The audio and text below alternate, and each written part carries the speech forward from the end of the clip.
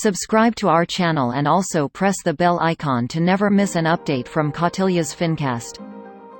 Welcome to Kautilya's Fincast for 21st to 31st October 2021. Let's begin with the corporate news. Tata-owned Air Asia India received security clearance to operate international flights. Grow announced that it has raised $251 million in its Series E funding round led by Iconic Growth.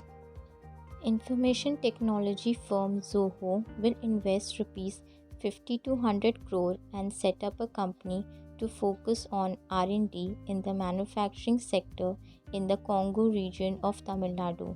SpiceJet has decreased its domestic services by 31% to 2,995 weekly flights in the upcoming winter schedule as compared to 4,316 weekly flights from the eponymous social network mired in toxic content and highlighting a shift to an emerging platform focused on virtual reality.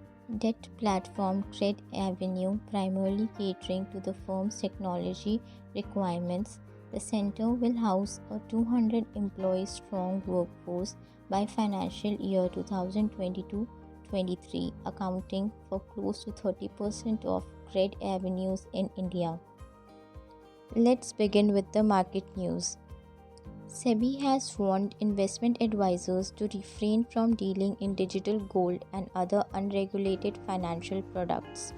NSE SGX GIFT City Connect will enable Singapore clients to trade in Nifty derivatives at the NSE IFSC. These operations can be witnessed around Vibrant Gujarat Summit, which is likely to be held in January 2022. Bond yields in the US are expected to rise to 2.5% by next year. Investors will invest in corporate bonds rather than stock market. Because of these macroeconomic conditions, Indian equity market is expected to decline by 10%. The government is likely to launch the next tranche of the Bharat Bond ETF by December and expects to raise over Rs 10,000 crore to fund growth plans of central public sector enterprises. The National Skill Development Corporation launched the first of its kind and the largest impact bond for skilling in India in collaboration with global partners, which will benefit 50,000 youths by making them employment ready.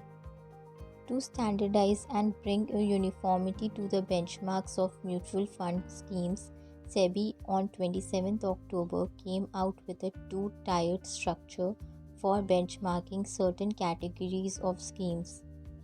Shiba Inu, the meme token, has scaled a lifetime peak of $0.0008.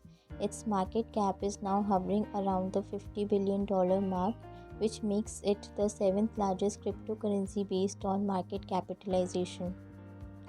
Shares of IRCTC clocked a sharp intraday recovery after the Ministry of Railways withdrew the decision which said 50% of revenue through the convenience fee on train tickets will go to the ministry. Let's begin with the economic news. This plan is carried under the newly launched Gati Shakti scheme. The main focus of the plan would be on bulk cargoes. Besides, it will also focus on parcel services. India's foreign exchange reserve rose up by $1.492 billion to $641 billion. Gold reserve climbed by $557 million to $38.5 billion. The MMLPs will come up in the country under Bharatmala project. These MMLPs are expected to give a boost to the economy and exports. The government is arranging to come up with semiconductor design-linked incentive policy for envisages financial and infrastructure support through domestic manufacturing and attract global electronic chip companies to the nation. The PSUs to compete with private sector for railways contract by floating tender in the market. This in effect cuts out a layer within the process which is able to save both time and money. Air India has ceased expanding credit facility on account of purchase of air tickets. Therefore, all ministries and departments are directed to clear Air India's dues immediately. They agreed to initiate a dialogue to support the development and deployment of green hydrogen and related technologies in India.